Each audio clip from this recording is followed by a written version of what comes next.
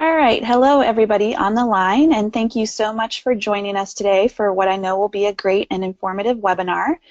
My name is Whitney Miller, and I am a board member of the Women's Veterinary Leadership Development Initiative, and we are very thrilled today to partner with Miss Stacy Purcell of the Vet Recruiter to bring you this webinar on a bulletproof blueprint to advance your veterinary career, the mindset, skills, and action needed in today's market.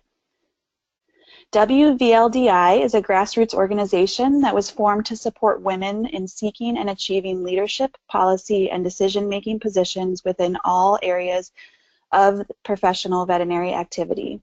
Our vision is to develop leaders for the benefit of the profession and to deliver on the promise of veterinary medicine to our society. Please follow us on our social media platforms. We have Facebook, Twitter, Instagram, LinkedIn. And please go to our website at wvldi.org. We post information there on events. All of our contact information is on there, as well as there's resources.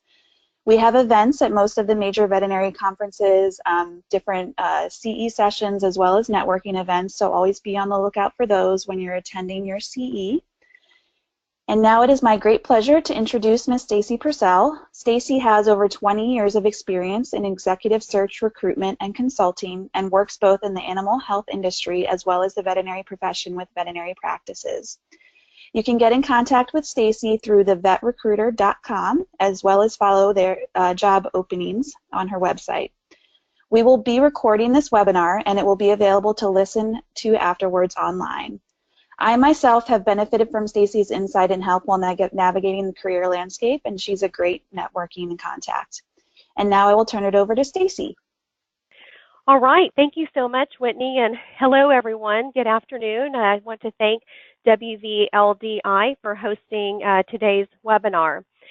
So I am Stacy Purcell of the Vet Recruiter, and I'm glad that you could join us today for this webinar about building a bulletproof blueprint for advancing your veterinary career. Now, as Whitney said, we are recording the webinar. I do have my slides up. I hope everybody can see my slides. Whitney, are you able to see my slides?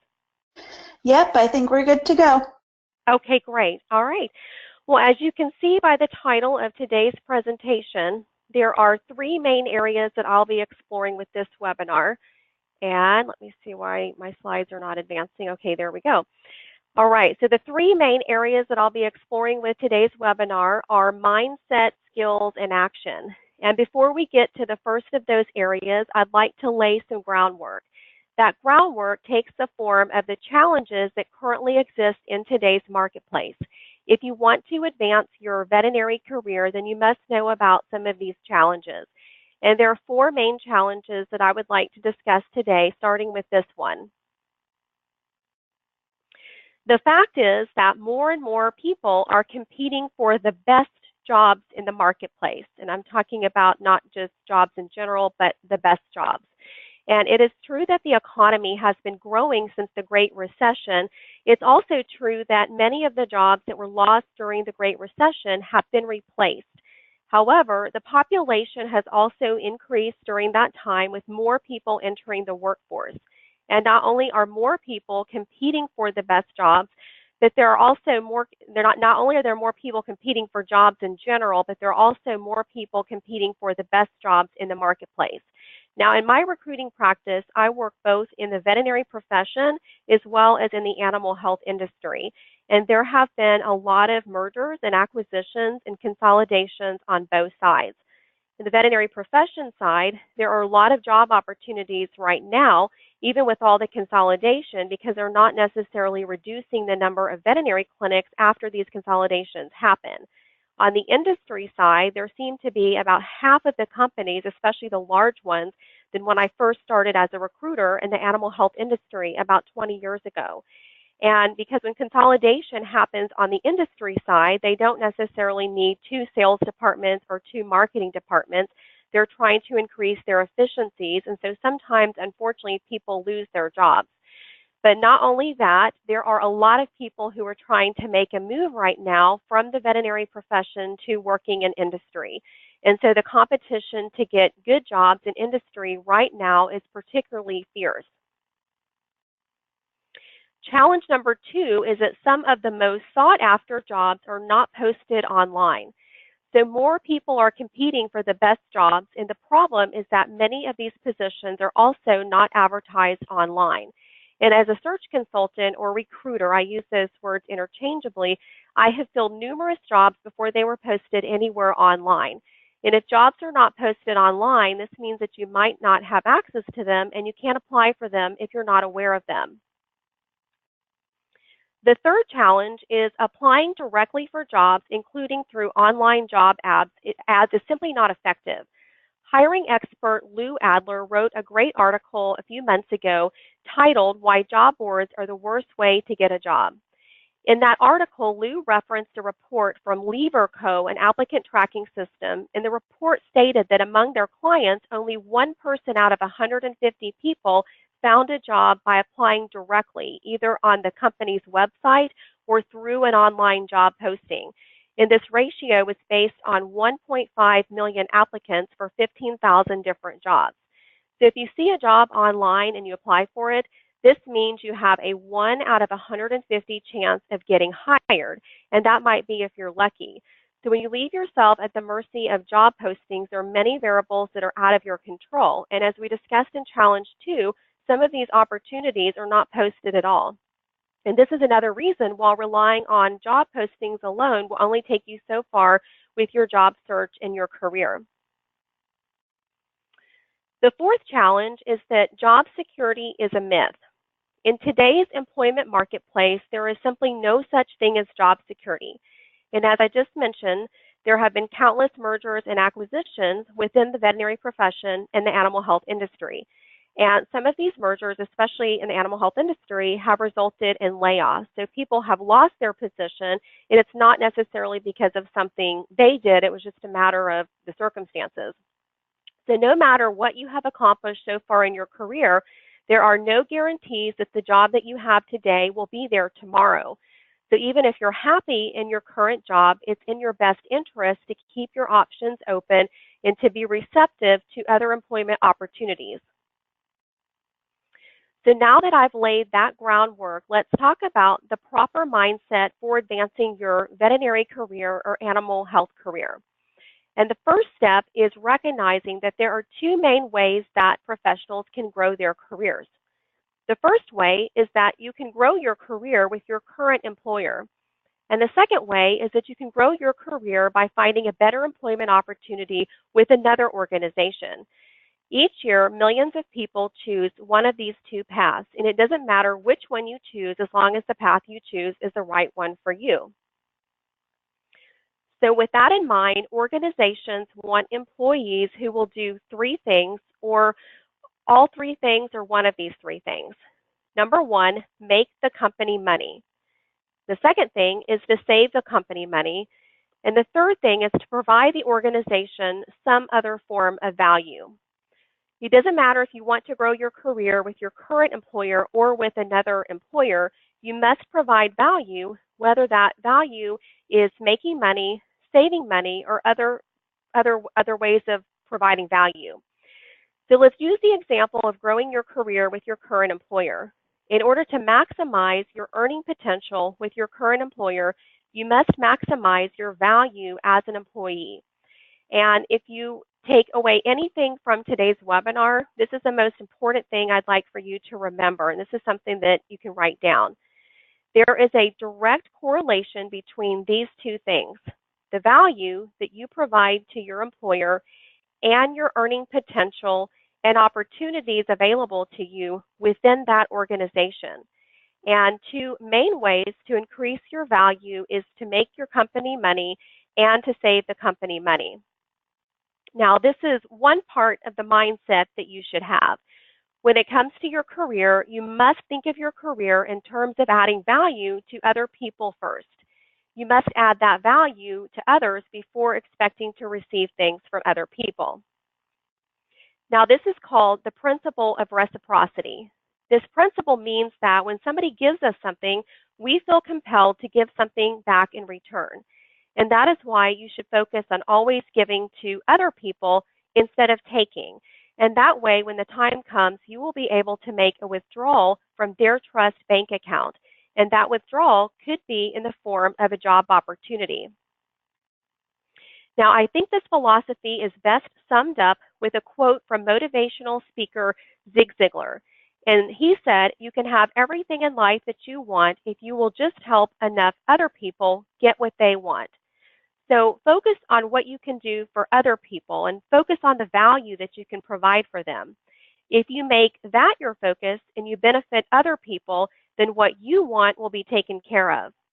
So as we go through this webinar today, I would like for you to keep the principle of reciprocity in your mind and think about what you can do to provide value to other people on a daily basis and what you can do in the future as you pursue ideal opportunities for you. And remember that to get what you want in your career and in your life, you must help other people and give them what they want. The second aspect of the proper mindset for advancing your animal health or veterinary career is the willingness to take risks. Now, you might think that the only time that you are taking a risk when trying to grow your career is when you take a job opportunity with another organization. But that's simply not the case because you still have to take risks to get to where you want to go. And they'll just be different risks than if you decided to pursue a job with another organization.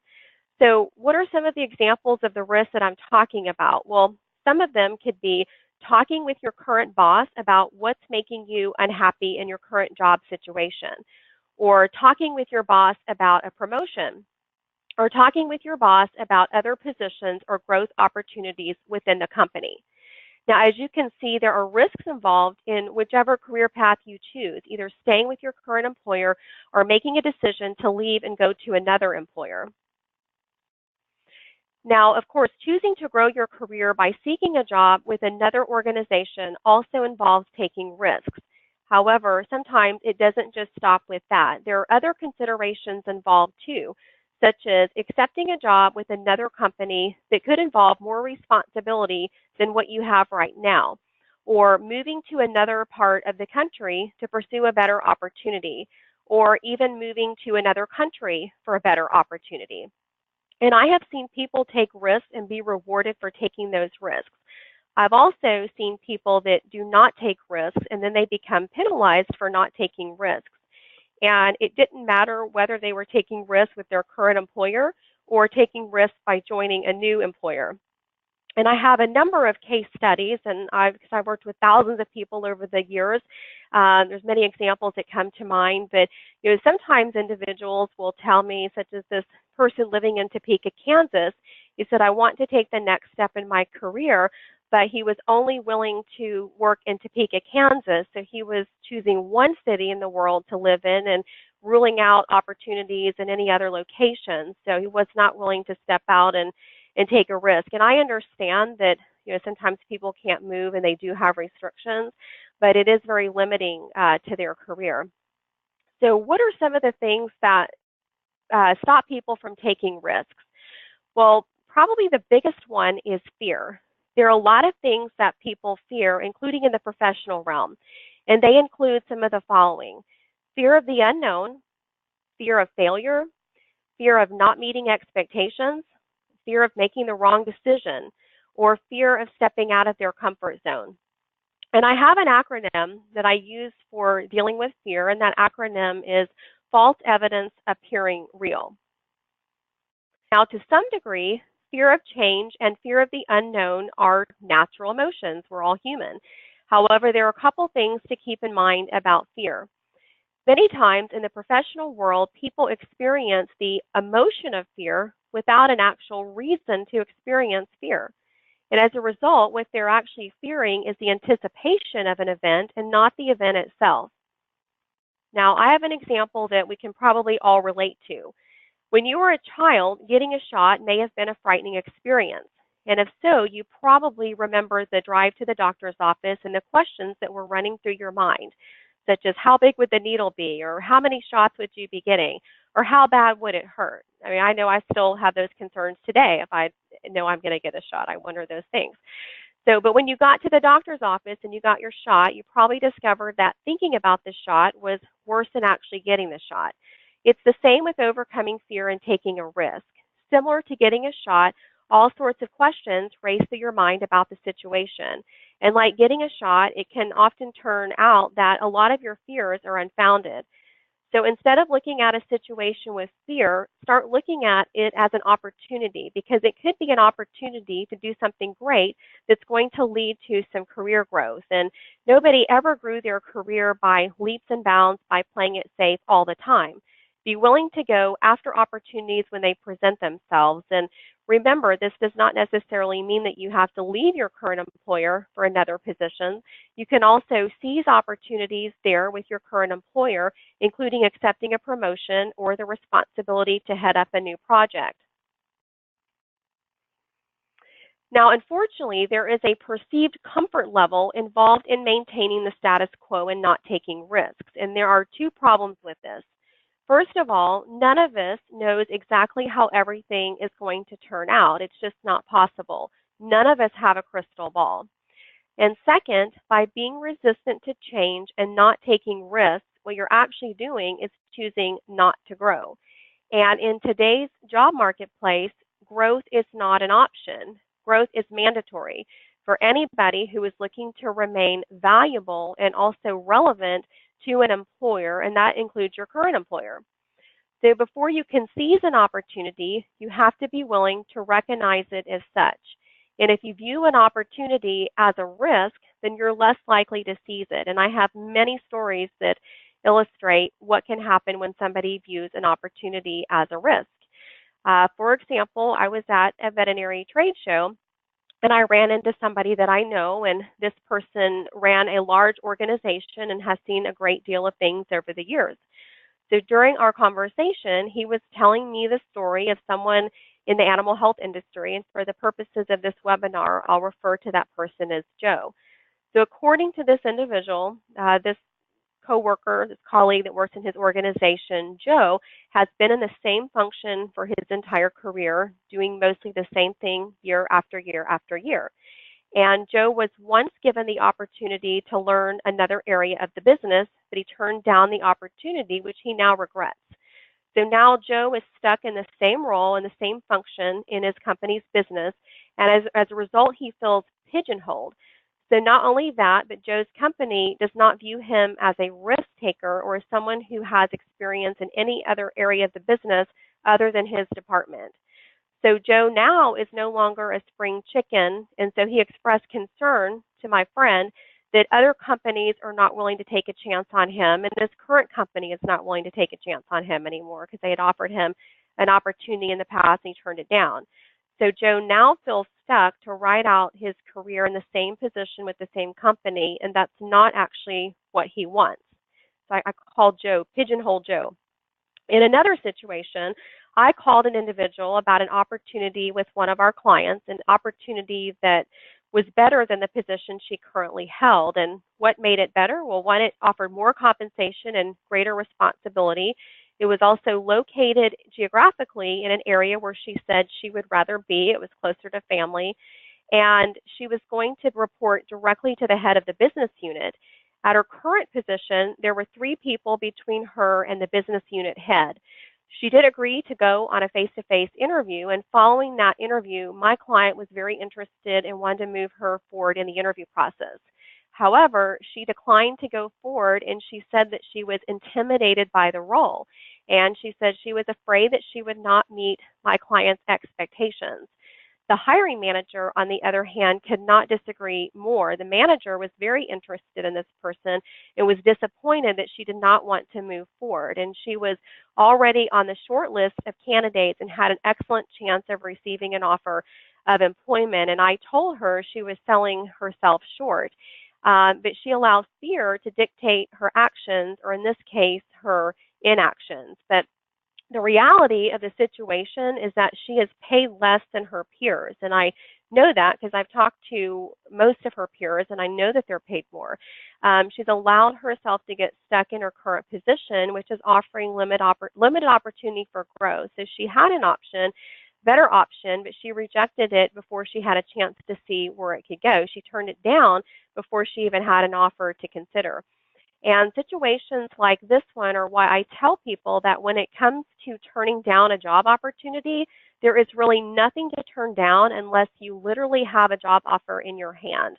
Because it costs nothing to investigate an opportunity, and what if that opportunity is better than the one that you have right now? And you will never know unless you at least have an offer to consider.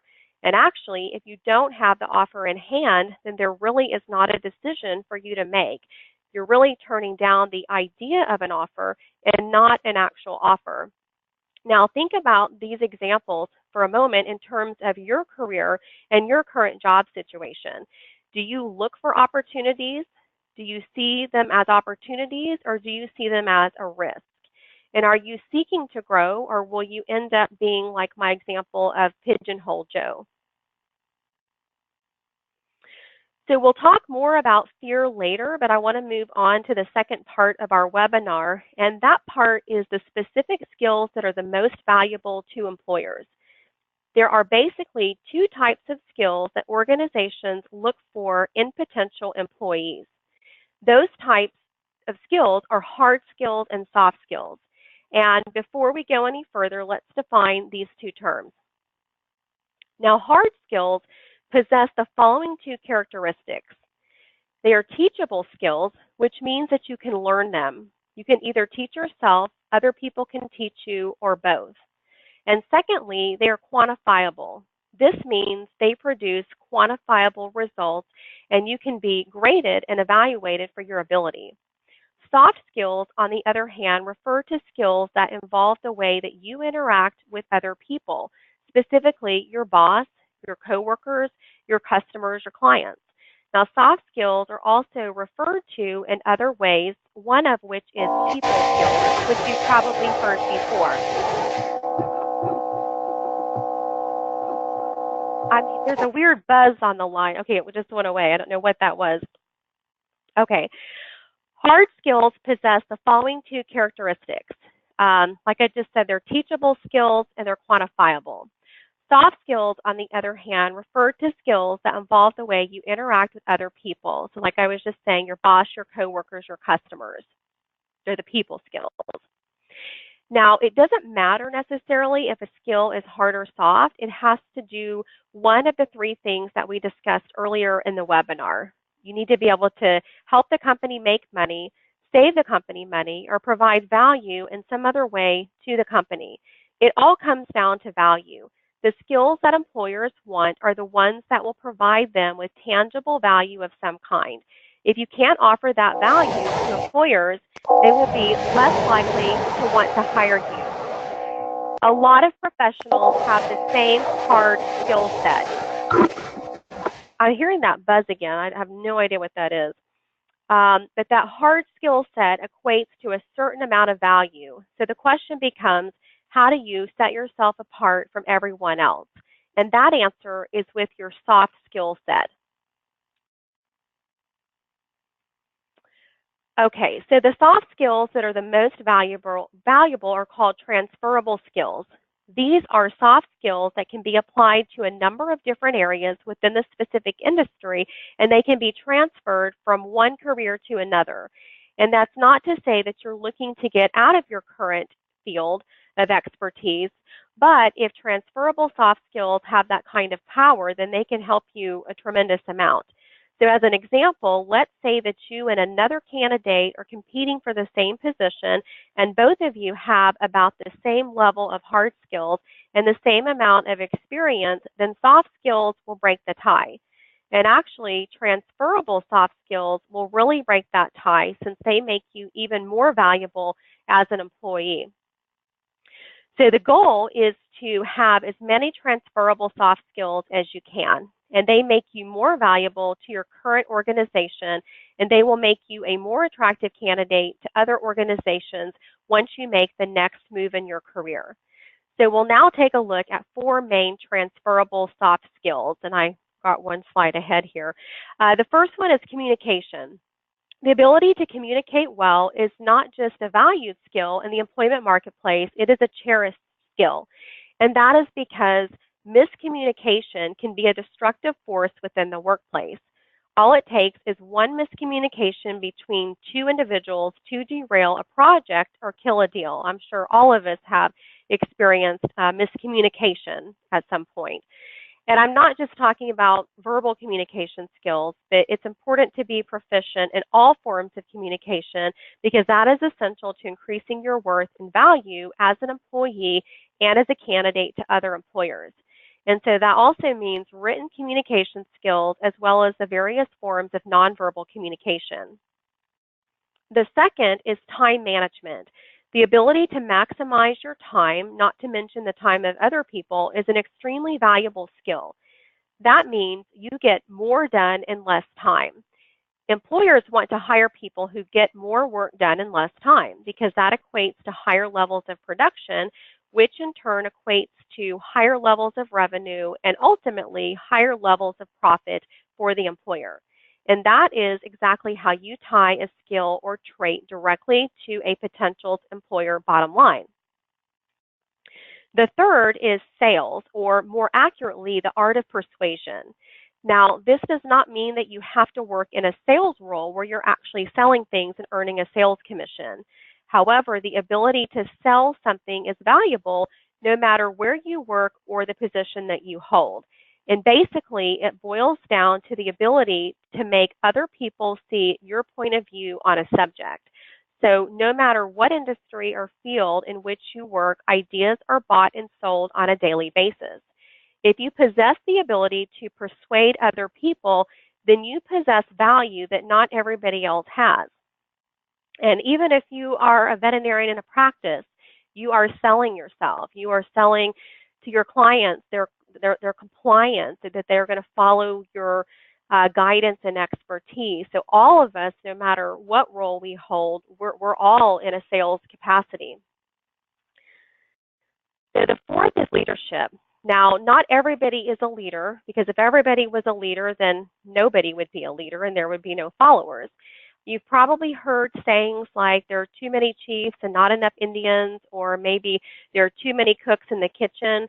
But organizations need leaders, and they need leaders at all levels. They want to hire leaders. They want to grow them from within. They want to do whatever they can to find leaders. And specifically, they need genuine leaders, not people who think that they are a leader but really are not. And the fifth one is emotional intelligence. Emotional intelligence can be broken down into 5 basic components.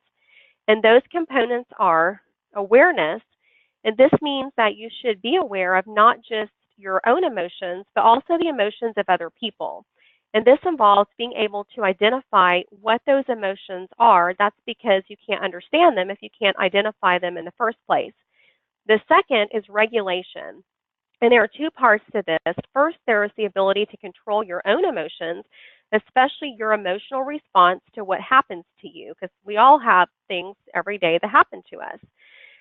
Second is your ability to influence the emotional response of other people. And the third is empathy. After identifying the emotions of others, you should be able to empathize with them. Basically, you must put yourself in their place and imagine what emotions they're experiencing. And the fourth is motivation. And motivation speaks to the overriding goal of emotional intelligence. And that goal is to apply emotional intelligence to real-world situations for the purpose of solving problems within the workplace. Because with that in mind, everything stems from motivation. You must be motivated to solve problems through emotional intelligence. And the fifth is social skills. People who are extroverted often have better emotional intelligence skills than those who are introverted, but that's not always the case. But those people who feel at ease in social situations are more likely to excel when it comes to emotional intelligence. There are 5 steps that you can take to develop your emotional intelligence. The first step is to observe and identify your feelings. And as you might imagine, you have to start with yourself, because before you can practice the skill of emotional intelligence, you must have a firm grasp on your own emotions. How you observe your feelings is up to you, so you should choose a way that works the best for you, but that could include writing them down or typing them out on your phone. And second, identify those things that affect your emotions.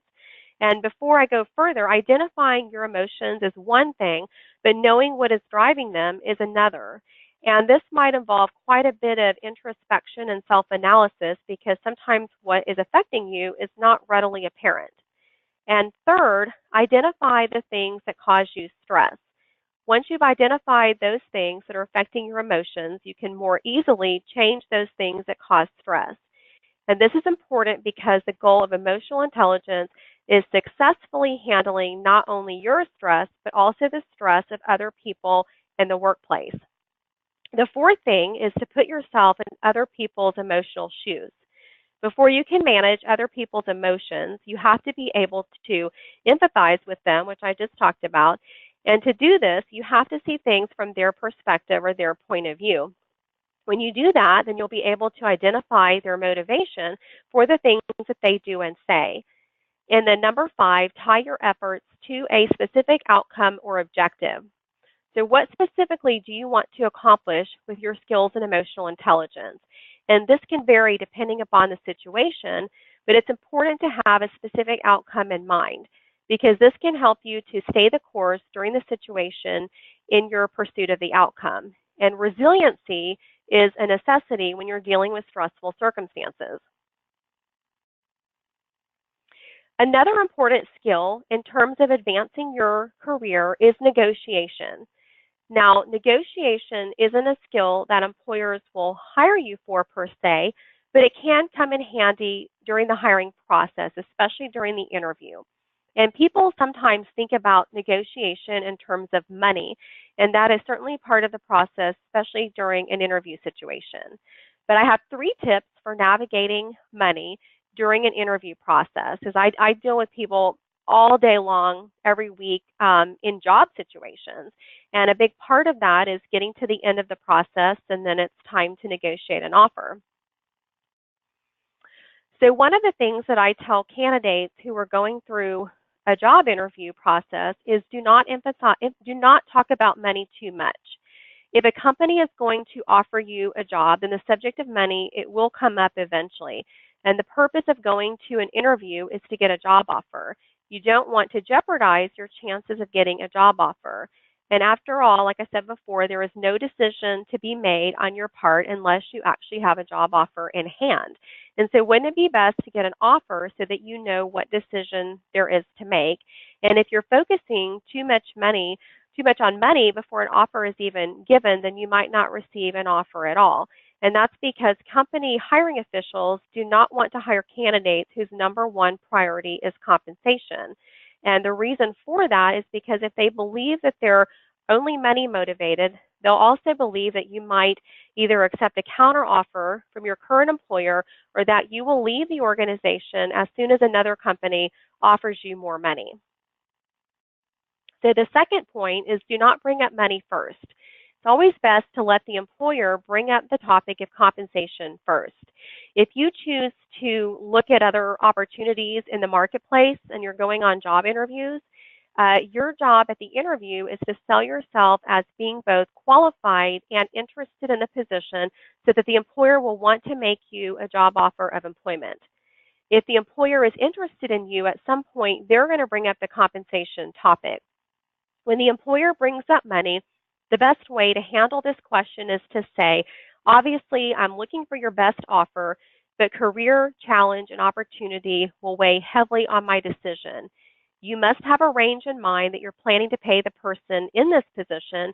I'd like to be somewhere within your range based upon my qualifications and what I bring to the table. And this does not sidestep the question. You're answering the question without giving a specific number. And that's a good idea because if you give a number that's too low, then you can leave money on the table. And if you provide a number that's too high, then you can price yourself out of the market. So ask the employer to make their best offer so that you can have something to consider. And I do want to mention one thing because in my search practice, I'm often asked by candidates, how much does this position pay or what is the range for the position? And while I know every organization has a budget and they do have a range typically, my answer to those individuals is what depends on how well that you interview. Because in my work and working with thousands of people over the years and placing more people than I can can remember at this point. It truly is that. The people that interview the best are the ones that get the highest offer or get the best offers. The ones that tend to focus on the money and they're not as focused on doing a good job at the interview are the ones that typically either don't get the offer or don't get the offer that they would like to have.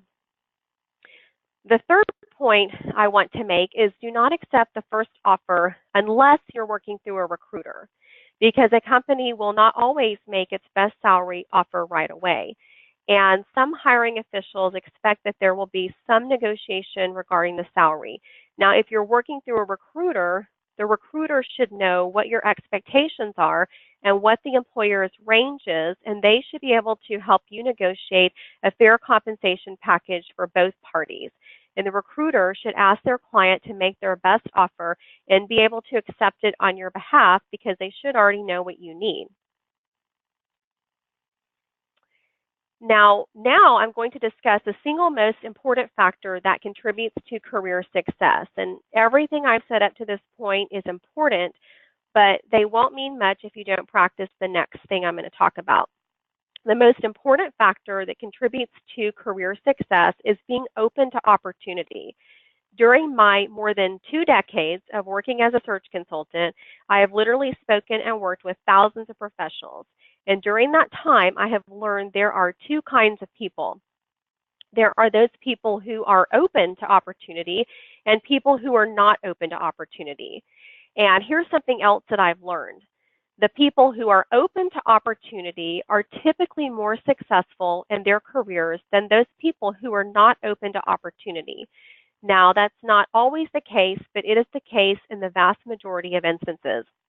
When I talk to professionals, one of the first questions I ask them is, are you open to hearing about another opportunity at this time? And some people are simply not open. In fact, some are closed and they will say no before they even know what they're saying no to. And I have a case study regarding a situation that happened. I called somebody and I let him know about an opportunity, but before I could even tell him what the opportunity was, he literally said, I am not open to opportunity. And I thought, well, now why would he say that before he even knows what the opportunity was? And how did he even know what he just said no to? Now, in this particular instance, I knew the person involved. I had observed and been following his career for about 10 years. As a result, I knew that the opportunity that I was presenting was a higher level position than the position he currently held. I also knew that the opportunity was with one of the top employers in the industry. And this is all good information. However, I was not able to communicate this information to this person.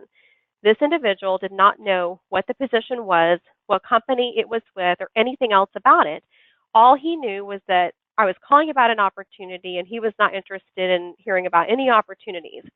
Now, I do believe this. I believe if he had listened to what the opportunity was, he might have very well been interested because it was a more prestigious role with a more prestigious company in the profession. And I thought, well, what part of that is not interesting?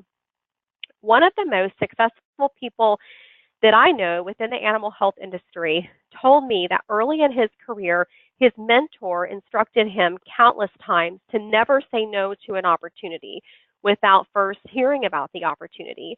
And his mentor told him to always be open to at least hearing about the opportunity, and then it cost you nothing to listen. So that brings me back to those people that I have encountered who are open. When I ask the question, are you open to hearing about another opportunity at this time? Those people who are open usually say one of 2 things. They usually say, yes, I'm open to hearing about it, or yes, and what kind of opportunity do you have? Or tell me more about this opportunity. And all of these people are agreeing to is hearing about what the opportunity is and then deciding whether or not they're interested. What they're not doing is committing themselves to the opportunity. And they're also not saying, yes, I'm ready to resign from my current employer today and leave tomorrow to take this opportunity. What they're really doing is creating some options for themselves. And more options are good, and then you're free to choose whatever option is best for you. Now, basically, these individuals have created the following options for themselves. They can listen to the opportunity and then decide that they do not want to move forward, which is fine. Or they can listen to the opportunity and decide that they do want to move forward because they believe it's going to enhance their career and progress them forward. Now, if they choose option 2, they still have options from which to choose. They can later decide that they're no longer interested in the opportunity as they get further into the process if they believe it's not better than the position they have now. Or they can later decide that they're still interested in the opportunity if they believe that this is in fact better than what they have right now. The bottom line is that people who are open to hearing about a new opportunity, they're giving themselves options. And as a result, that is why they enjoy more success in their careers. Being open to opportunities is one way to be proactive. And when it comes to your career, it is much better to be proactive than it is to be reactive. And we've already discussed the challenges that exist in the marketplace, including the fact that job security is a myth. And that's why it's important to be proactive. I'd like to reference a book that I highly recommend. It's Dig Your Well Before You're Thirsty by best-selling author Harvey Mackay. And this is a book that every professional needs to read because by most estimates, you can only live about 3 days without water. So in a literal sense, you have to dig your well before you're thirsty, or you could run the risk of death. And I know that's an extreme example. But in the figurative sense, when you are unemployed, you probably need a job right now. However, just like digging a well, it's going to take some time to find a better job. A job is not going to just fall into your lap just because today you find yourself unemployed. The worst time to look for a new job is when you find yourself unemployed. And the best time to look for new opportunities is when you have a good job, because then you can strategically advance your career forward and you have more leverage in that situation. So let me illustrate a point with this story. I received a phone call from a person who had been unemployed for about 9 months. And during the course of our conversation, I wondered why this person had not contacted me 9 months earlier. He had sent out numerous resumes to many different employers and had gotten nowhere. And then he was expecting me to help him find a job, a task that made it all the more difficult by the fact that he had already sent his resume to many different companies with no results. If he had contacted me 9 months ago, or better yet, before he became unemployed, I would have been in a much better position to help him because we could have been proactive and strategic rather than to be reactive to him losing his job. In another situation, I contacted an individual about a position I believe she would be a great fit for, and she did not respond right away, and it took her about 3 weeks to get back to me. When she finally did get back to me, she told me that her current job was going to be ending at the end of the month because her employer was going to be going through a realignment. And so, as you can imagine, now she was interested in the position that I had contacted her about 3 weeks earlier. The problem was that the position had already been filled, so it was too late. Had she decided 3 weeks earlier to call me back, she was a great fit, so she probably would have been well into the interview process and might have received an offer of employment. Another time, in 2012, I reached out to a professional in the animal health industry to see if they would be open to exploring other opportunities. And they got back to me, but they got back to me in 2016. So they got back to me 4 years later because they found out they were losing their job with their current employer. And now they wanted a professional search consultant to help them find a new position. But in this situation, they were not moving from a position of strength, but from a position of weakness. The moral of these 3 stories is that it's much better to take a strategic approach to your career and to your job search. In other words, it's best to dig your well before you're thirsty. So as we wrap up today's presentation, keep in mind what we've covered regarding how to advance your career. Identify the challenges that exist in the marketplace.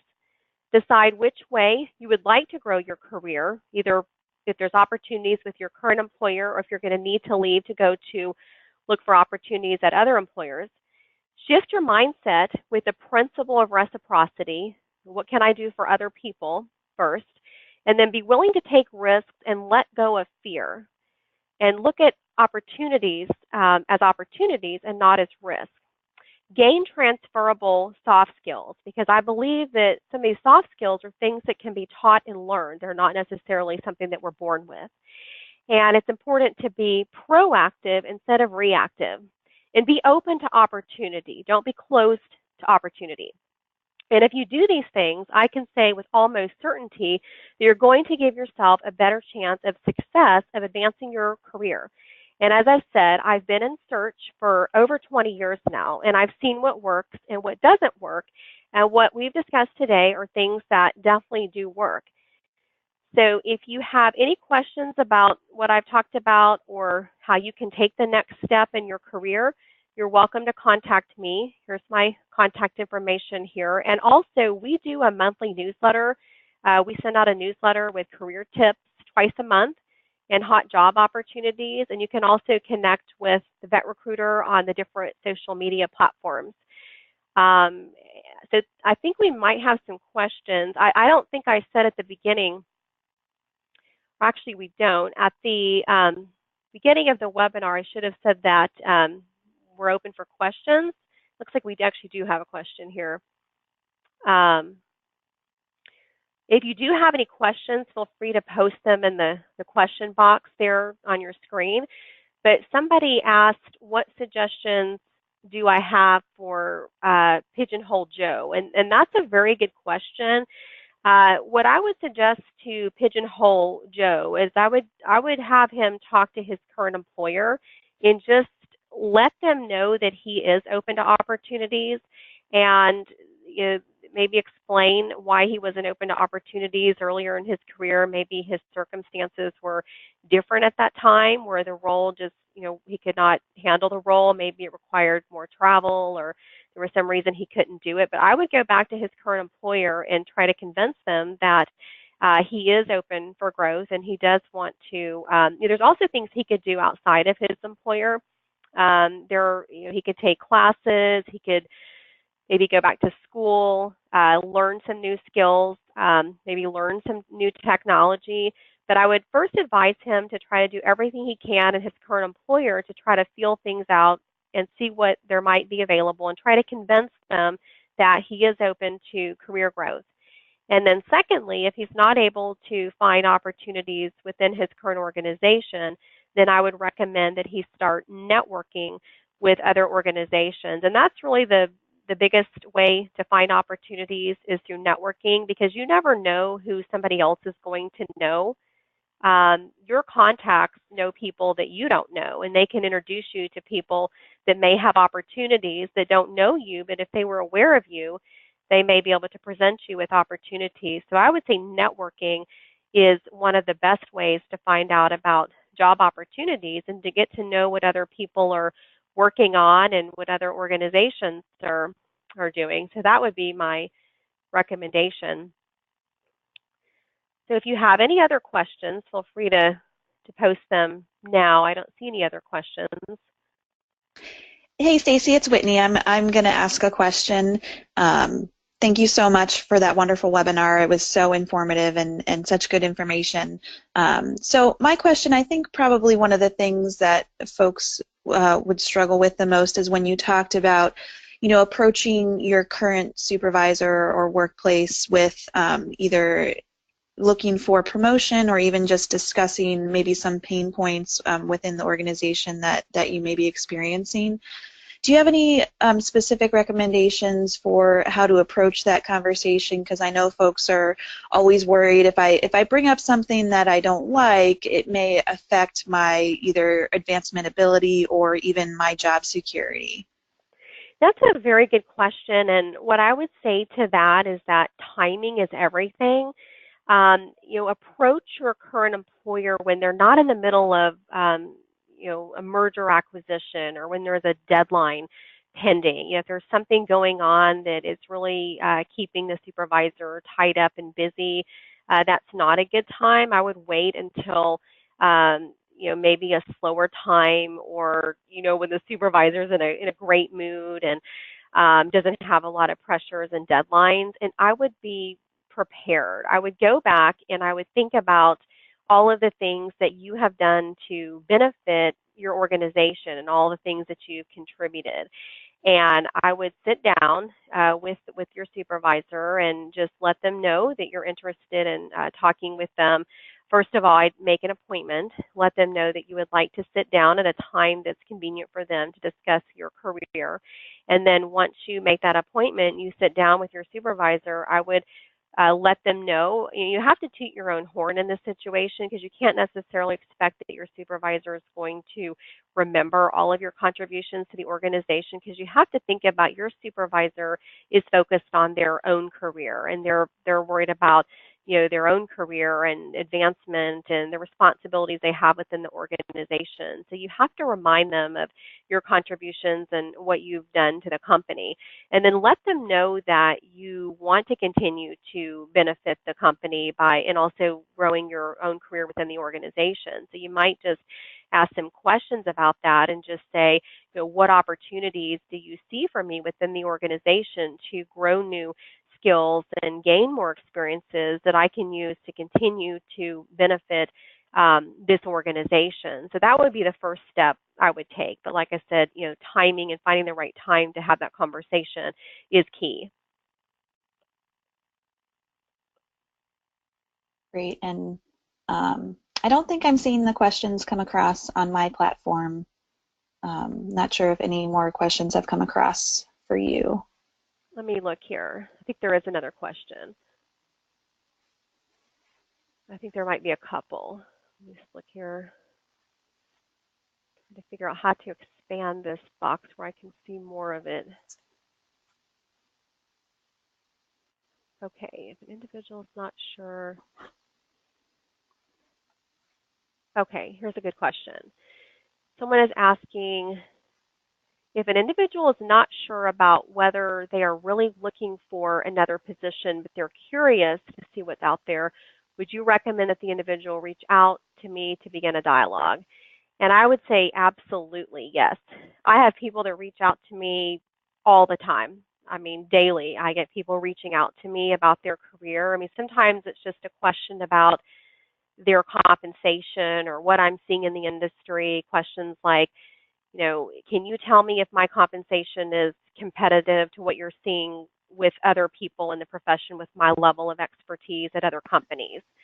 Or sometimes it's questions about, like the one, Whitney, you just asked about, how do I approach my boss? Or I think it's a good, reaching out to a search consultant. Search consultants talk to so many people at so many organizations on a daily basis, and they understand what's going on in the job market, and they can help you, even if you're not looking for a position and you want to stay. They can be a resource or a sounding board to you just to give you advice and feedback on your career. So I think it's never too early to start a relationship. So I would say absolutely. I think there's another question here about LinkedIn.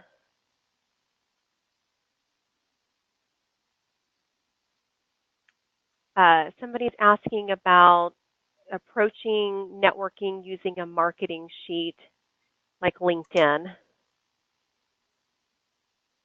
Not sure I completely understand. I think they're asking about how to approach networking and should you use a marketing sheet such as LinkedIn. LinkedIn is a great tool, and LinkedIn is one of the best ways for networking.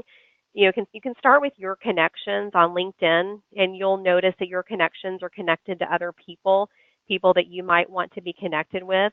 So you can ask your connections, the people that you know, to introduce you to other people that they're connected with that you want to connect with too. And what I recommend when you reach out to someone on LinkedIn like that is to reach out and introduce yourself and talk about something that you've seen on their profile. You can compliment them on an accomplishment that you see on their profile, or just let them know that you looked at their profile and you're impressed with their qualifications, that they're somebody that you would like to network with. And you can say, do you mind if I connect with you on LinkedIn? And you could even say, would you be open to an introduction on the phone so I can learn more about you and you can learn more about me, and I can introduce myself. And that's really the purpose of LinkedIn. That's what LinkedIn is for. And I get people all day long that connect with me on LinkedIn that I don't even know. And they reach out and say, can I join your network? I want to learn from you. I think that's a compliment to somebody that you want to connect with them. So I would definitely recommend using LinkedIn. And if you have a marketing sheet, I'm not sure exactly the question on that, but if there's a list of certain people that you have on link that you want to connect with on LinkedIn, you could certainly start with that sheet of names that you've put together. Okay, I think we have another question here. Oh, somebody's asking if I recommend upgrading to premium. I don't really know on that because LinkedIn has they've changed some of that recently, and I have a different level of LinkedIn since I'm on their recruiter platform. So I would just check with LinkedIn on that and see what the benefit is to you on upgrading, or maybe check with some other people that upgrade. But there might be some benefits to upgrading on LinkedIn. And somebody's asking about any suggestions for the unemployed, someone that's been out of business for a while, retired, but wants to get back in. And I would say just start with your own network, just figure out what it is exactly that you want to do, and start connecting with people in your network and letting them know what you want to do. And whatever it is that you want to do, ask your network if they're aware of opportunities like that and if they can help you get connected with those kind of opportunities. So I would just start with your own network and being proactive about reaching out to people and letting them know what your goals are and just asking them if they can help you get connected or if they're aware of any opportunities.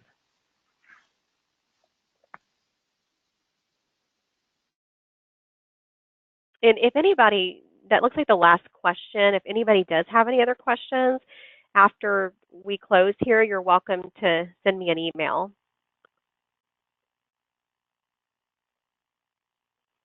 And I also want to thank WVLDI for inviting me to today's webinar. And thank you, Whitney, for hosting today's webinar. Great. Well, we appreciate the partnership as well, Stacy. And like I said, it was great information, and I hope all of our folks on the call learned something today and are able to take this back for your own career development and progression. As I stated before, we will be posting this recorded webinar on our website, and as well as Stacy will have it available. So we will have that up for if you know anybody that might benefit or somebody that couldn't be on with us live today.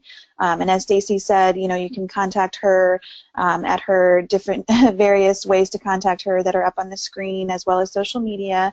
And please also go to the WVLDI website, which is wvldi.org, or any of our social media platforms, and follow us for future webinars or activities at conventions, and just any other resources that we may have. And always contact us if anybody out there needs any support or is interested in leadership within the profession and wants to learn more.